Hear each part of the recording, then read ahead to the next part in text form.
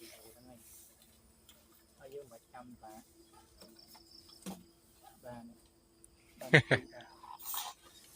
យើងបាច់ចាំឯនេះគឺយើងគ្រាន់តែយើងកាត់វារៀងចំណិតចាត់ហ្នឹងទៅតបមកយើងខ្វៀលវាឡើងនេះពេលស្វាយយើងសោកចូលមកឧទាហរណ៍យើងស្វាយមួយមើលទៅបេះមួយមើលអូធំណាស់ទៅមកចូលស្វាយវាអញ្ចឹងនៅពេលណាដែលយើងដាក់រុញនេះចូលទៅគឺចូលយើងហើយអញ្ចឹងយើងដល់ពេលនេះយើងកលៀសមកកវលបានតិចមកចូលណាចូលចេះហើយបាទយើងទាញមកចូលមកចូលចឹងទៅទាញយើងមកបាច់ហើយបាទដាច់ហើយទីមើលឡុកហូតទៅហើយមើលហូតណាវិញវាហូតទៅខាងនេះវិញខាងក្រោមហ្នឹងចាប់សួរមកបេះមួយចឹងបេះមួយអាទៀតក៏សួរមួយតិចហ្នឹងយើងសោកចូលក្នុងផ្លែស្វាយហើយយើងកលៀសមកអញ្ចឹងមកទាញលុចនេះបាទមកទប់ដៃបាទយើងចង់ទប់ដៃចឹងមកទប់មើលទៅហុយចូល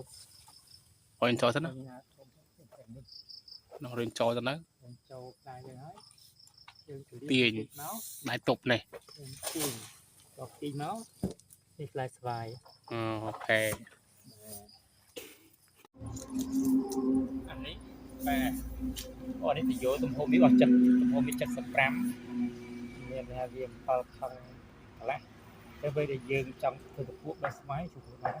តពួកបេះស្វាយគឺយើងចត់កាត់វាអញ្ចឹងមកហើយយើងអាចបេះបានហើយមកចាំយើងកតរកយើងបេះកតរកគឺយើងត្រូវការបេះផ្ទៃយើងតម្លាក់ចុះពីផ្សារវិញ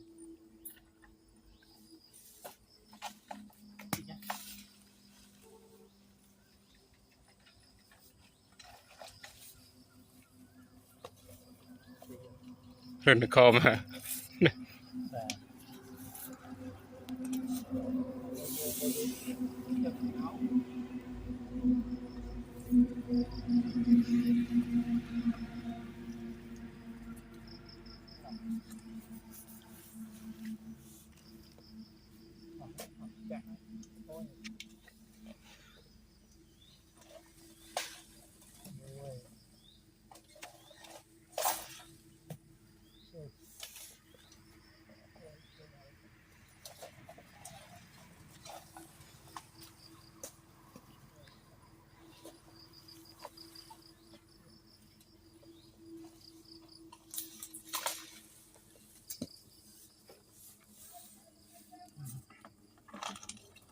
ចង់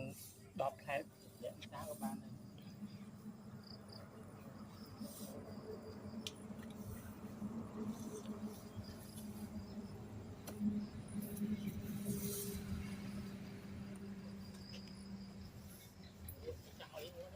បាទ